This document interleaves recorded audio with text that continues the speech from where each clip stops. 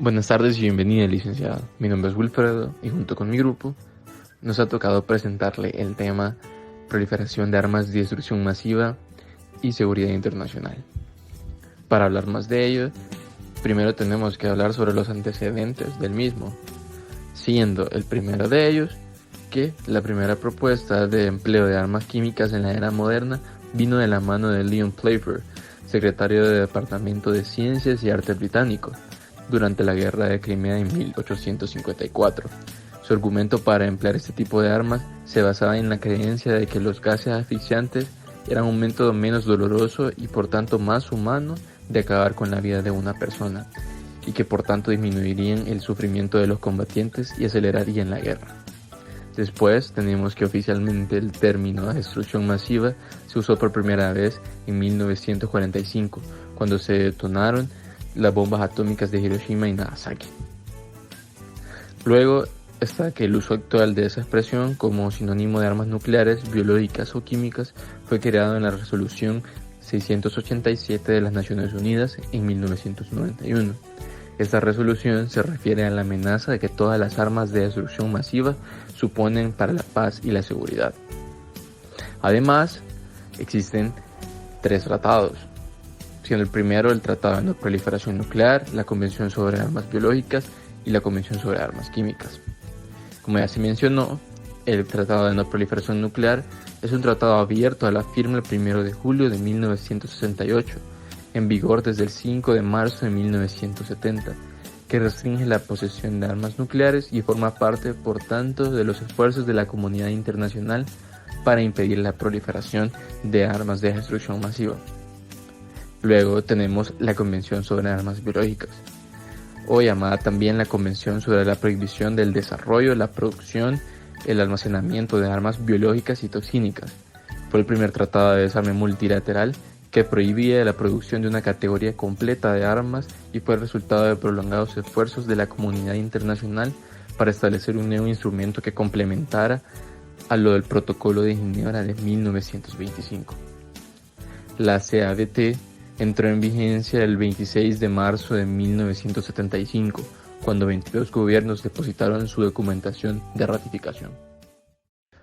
Luego tenemos la Convención sobre Armas Químicas, o la Convención sobre la Prohibición del Desarrollo, Producción, Almacenaje y Uso de Armas Químicas y sobre su destrucción. Es un tratado internacional de control de armamento que ilegaliza la producción, almacenamiento y uso de armas químicas. Este tratado fue firmado en 1993 y entró en vigencia el 29 de abril de 1997, pasando a aumentar el Protocolo de Ginebra de 1925 sobre las armas químicas. Así entonces, casi todos los países en el mundo han suscrito la Convención sobre Armas Químicas. Hasta la fecha, 192 de 195 estados reconocidos por las Naciones Unidas eran signatarios de la Convención. También cabe mencionar que esta convención tiene un carácter único, pues constituye el primer tratado multilateral destinado a prohibir toda una categoría de armas de destrucción en masa y a velar por la verificación internacional de su destrucción. Y asimismo trata del primer tratado de desarme negociado en un marco completamente multilateral. Habiendo dicho todo esto, pasamos a la definición de las armas de destrucción masiva. Estas son armas capaces de eliminar a un número muy elevado de personas de manera indiscriminada y causar grandes daños económicos y medioambientales. Se consideran armas de destrucción masiva a las nucleares, biológicas y químicas. Algunas de sus características son que han pasado de ser un armamento empleado en operaciones militares a una herramienta muy apetecible por determinados grupos terroristas. Se usan para causar terror sobre los ciudadanos de los países amenazados. Estas armas están prohibidas por las convenciones internacionales. También el FBI las clasifica en explosivos, misiles, proyectiles, productos químicos, tóxicos, sustancias venenosas, etc. Y como ya se dijo, son armas capaces de eliminar un número masivo de personas.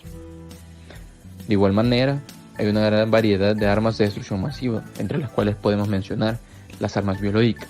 Buscan elementos patógenos, bacterias y virus que generalmente a estas se les conoce como bombas sucias, pues utilizan material gastado de las plantas nucleares, el cual se hace polvo y se coloca sobre explosivos, difundiendo así el material radioactivo por la atmósfera a explotar, siendo inhalado por toda la gente. Las armas biológicas también tienen la finalidad, muchas veces, además de matar, el de causar pánico entre la población y desestabilizar la vida normal de toda una sociedad. Luego tenemos las armas nucleares, que son un explosivo de alto poder que utiliza la energía nuclear y son las armas más peligrosas de la Tierra. Una sola puede destruir una ciudad entera con la posibilidad de causar la muerte de millones de personas y poner en peligro el medio natural y la vida de futuras generaciones debido a sus efectos catastróficos a largo plazo. Las armas químicas, por su lado, son cualquier sustancia tóxica natural o sintetizada que puede utilizarse con un fin diferente para el que debe aplicarse. Todos aquellos compuestos que tienen oxígeno en su molécula pueden ser utilizados para generar un arma. El principal intento de ellos son los explosivos. Y a pesar del consenso en los tres tipos de armas antes citados, existen otro tipo de armas ampliamente condenadas por la comunidad internacional, capaces de causar víctimas colaterales en un gran número. Entre este tipo de otras armas estarían las minas antipersona, las bombas de racimo, ya que al ser usadas en bombardeos sobre las ciudades también están prohibidas por la ONU, y la munición de uranio empobrecido, que a pesar de su bajo nivel de radioactividad, al ser usado con la suficiente frecuencia sobre una zona de conflicto con abundante población civil, puede provocar a corto y mediano plazo un incremento sustancial de los casos de cáncer y malformaciones congénitas. Habiendo comentado todo esto, surge la pregunta: ¿qué países participan en la proliferación de las armas de destrucción masiva? Entre ellos tenemos a Estados Unidos, Rusia, Reino Unido, China, Francia, Corea del Norte, India y Pakistán. Y por su lado, los que trabajan por la no proliferación son aquellos que están dentro de la cooperación para evitar la proliferación de las armas de destrucción masiva, como lo son los Estados miembros de la Unión Europea, que está conformada por sus 26 países y junto con los aliados de la OTAN, de los cuales son 29, todos ellos buscan el éxito mundial para la lucha de la proliferación, dissuasión y contención de estas armas. Trabajan también para intensificar la localización, el control y la intercepción del tráfico ilegal de dichos productos que vengan de parte de grupos terroristas o personajes que puedan atentar contra la paz internacional. Ahora bien, surge la pregunta: ¿por qué es importante ese tema en la política internacional? Y no está de más iniciar con el hecho de que la proliferación de armas de destrucción masiva, nucleares, biológicas y químicas, es una de las principales amenazas a la seguridad que enfrenta la comunidad internacional en la actualidad. La Organización de las Naciones Unidas ya reconocía en una declaración emitida por el presidente del Consejo de Seguridad en 1992 que la proliferación de armas de destrucción masiva constituye una amenaza para la paz y seguridad internacionales e instaba a los Estados miembros a prevenir la proliferación de armas de destrucción masiva mediante la implementación de programas de desarme, el control de los arsenales y la prevención de las transferencias tecnológicas para encaminar al mundo a una vía más de paz.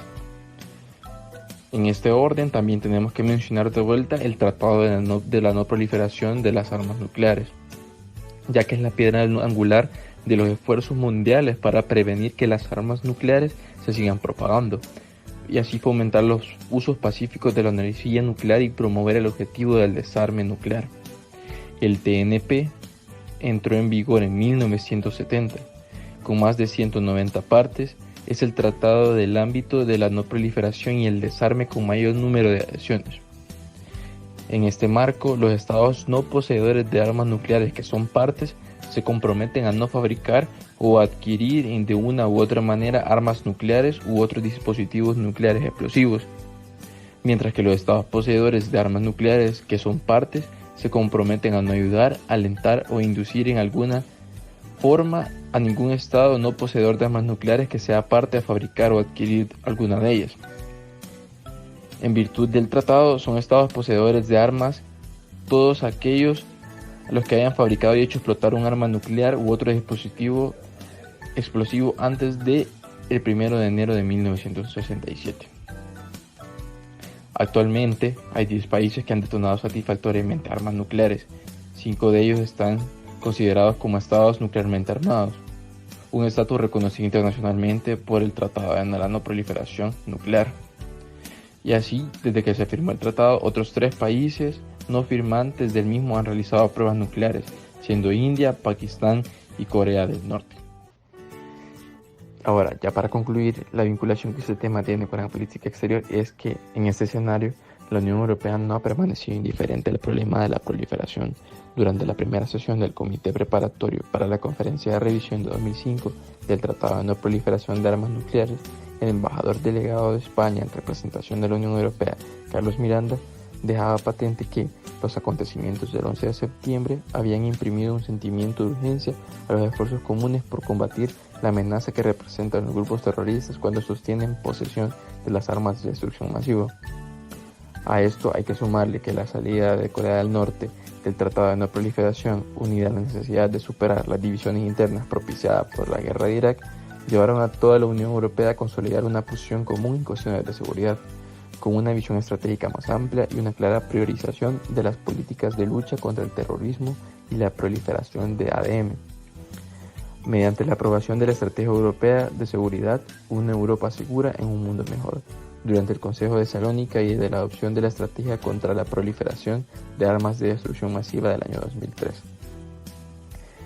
También hay que mencionar el papel de El Salvador en el tema, ya que en febrero del 2017 el ministro de Relaciones Exteriores de El Salvador viajó a México para la conmemoración ministerial del 50 aniversario del Tratado de Tlatelolco en el marco del 25 periodo de sesiones de OPANAL, en donde el objetivo de dicha reunión era para representar la oportunidad propicia para que se pueda destacar la labor y el compromiso de El Salvador hacia el fortalecimiento de la seguridad internacional en materia de desarme nuclear, que se enmarca entre los aspectos importantes de nuestra política exterior, resaltando que nuestro país apoya a todas aquellas naciones orientadas a fortalecer el régimen de desarme y la no proliferación de armas nucleares, así como también todos aquellos esfuerzos orientados a renovar el compromiso de la comunidad internacional para avanzar hacia la eliminación definitiva de armas de destrucción en masa.